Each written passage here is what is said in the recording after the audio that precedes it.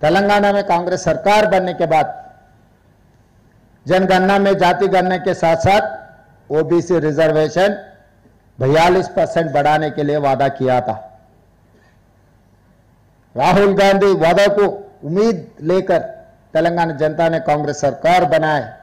कांग्रेस सरकार बनते ही तुरंत पोन्नम प्रभाकर जी नेतृत्व में हम लोग 4 फरवरी 24 साल से लेकर 4 फरवरी 25 एक साल में सब प्रोसेस कर दे के बिल बना दे के गवर्नर को भेज दिए।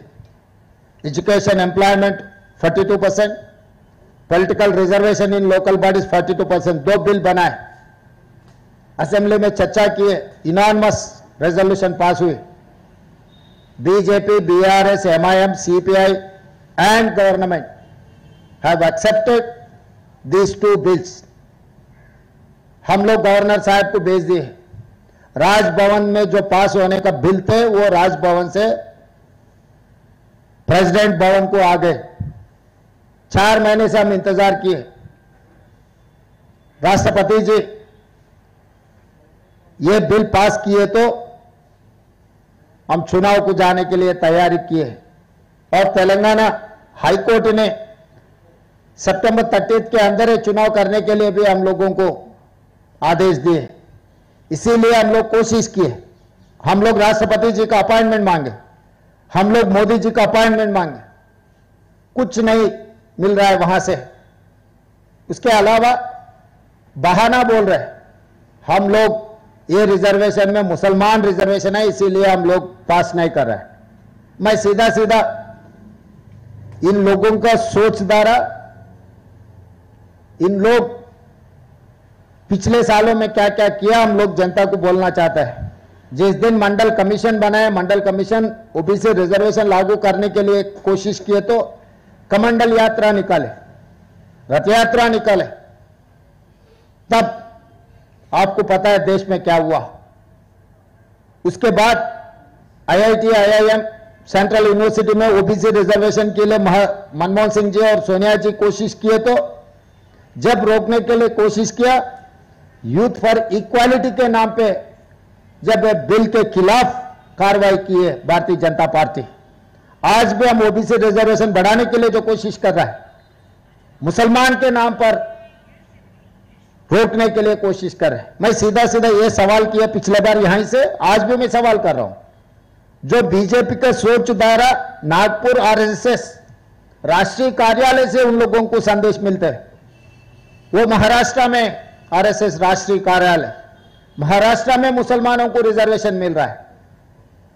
नरेंद्र मोदी जी जहां पर जन्म लिए गुजरात में मुसलमानों को रिजर्वेशन मिल रहा है। नरेंद्र मोदी जी ने एक पत्रकार को यह बयान दिया जब वो मुख्यमंत्री था, तब ओबीसी रिजर्वेशन मुसलमानों को लागू किए, वो खुद ने बयान दिया। आज उत्तर प्रदेश से नरेंद्र मोदी जी रिप्रेजेंटेशन कर रहे वाराणसी से, वहां पर भी मुसलमानों को रिजर्वेशन लागू है। मैं सीधा सवाल कर रहा हूं, किशन रेड्डी जी, बंडी संजय जी, जो भी हो भारतीय जनता पार्टी के, महाराष्ट्र, गुजरात, उत्तर प्रदेश में मुसलमानों का रिजर्वेशन हटा के अब बयान दो। बहाना मत बनाओ। तेलंगाना ओबीसी के खिलाफ जो कार्रवाई चल रहा है ये साजिश है, सरासर ओबीसी द्रोही है। बीजेपी को जो मदद दे रहा है, हम जो जंतर मंतर में धरना किए, हम लोग ऐलान किए थे सड़क से लेकर संसद तक हम लोग लड़ेंगे, हम लोग हासिल करेंगे ओबीसी रिजर्वेशन के लिए। वो कोशिश में हम लोग लगे रहा तो बीआरएस ने बीजेपी के बी टीम बनकर अपने खिलाफ, हमारे खिलाफ बयान दे रहा है। जंतर मंतर में ड्रामा चल रहा है।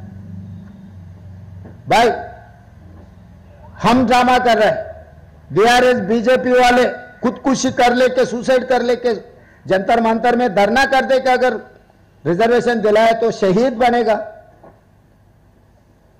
एक बड़ा मॉन्यूमेंट कुछ बनाएंगे तेलंगाना में ओबीसी के लिए, जो शहीद हुआ बीजेपी बीआरएस वाले को। क्यों झूठे बातों से ओबीसी को अन्याय करने के लिए जो कोशिश कर रहे हैं, सरासर एक ठीक नहीं है। इसीलिए हम लोग साफ साफ कह दे रहा है, मोदी जी आप हमारे रिजर्वेशन को रोकने के लिए कोशिश मत करो। अगर आपके कोशिश ऐसी जारी रहेंगे, आने वाले चुनाव में आपको हटा देकर राहुल गांधी जी को प्रधानमंत्री बना देकर हम रिजर्वेशन हासिल कर लेंगे। क्योंकि जितने भी इस देश में राजनीतिक दल है, आजादी मिलने के बाद, कांग्रेस पार्टी संविधान देने के बाद, ये सब सारे राजनीतिक दल बन चुका है, मगर एक ही राजनीतिक दल आजादी से पहले है, वो कांग्रेस पार्टी। कांग्रेस पार्टी के लिए कोई सिखाने का जरूरी नहीं है। जिस दिन इस देश के आबादी पूरा आजादी के लिए जब लड़ रहे सोच रहे थे, तब कांग्रेस पार्टी ने जन्म लिया। हम लोग शहीद होकर इस देश जनता को आजादी दिलवाए। जब इस देश जनता को संविधान का जरूरत है, संविधान हमने दिए। इस देश को तिरंगा झंडा हमने दिए। इस देश में SC ST रिजर्वेशन से लेकर OBC रिजर्वेशन तक कांग्रेस पार्टी ने दिया हुआ है। जब जब जनता की जरूरत है, वो जरूरतों को हम पूरे किए।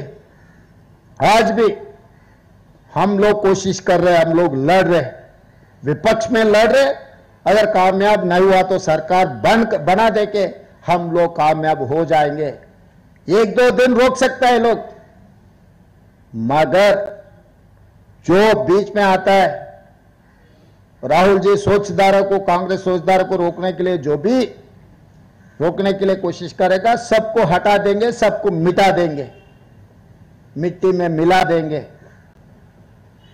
लाल किले पे तिरंगा झंडा लहराएंगे, राहुल जी को प्रधानमंत्री बनवा के हम OBC रिजर्वेशन लागू कर देंगे। हम मोदी जी को इसीलिए, मोदी जी परम भक्त निशिकांत दुबे जी को मैं ये बात साफ कहना चाहता हूं। वो बयान दिया हुआ है पिछले हफ्ते में, बिना मोदी जी चुनाव लड़े तो 150 सीट, 150 से ज्यादा बीजेपी को नहीं मिलने वाला है।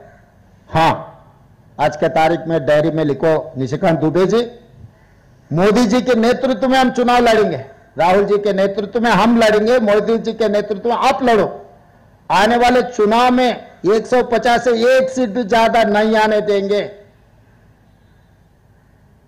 जो कंडीशन लगा है 75 years cut off, Advani ji को, मुरली मनोहर जोशी जी को हटाने के लिए मोदी जी ने यह कानून लागू किए। जिस दिन गुजरात में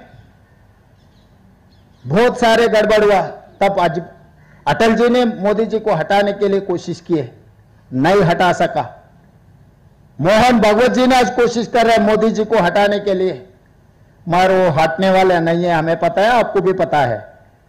मगर राहुल गांधी जी के नेतृत्व में कांग्रेस पार्टी मोदी जी को हटा देंगे, कुर्सी से उतारेंगे, लाल किले पे तिरंगा झंडा लहराएंगे। आज नहीं है तो कल OBC के लिए हम लोग खुद कानून बनाएंगे। तब तक किशन रेड्डी जी झूठ बोलना छोड़ दो।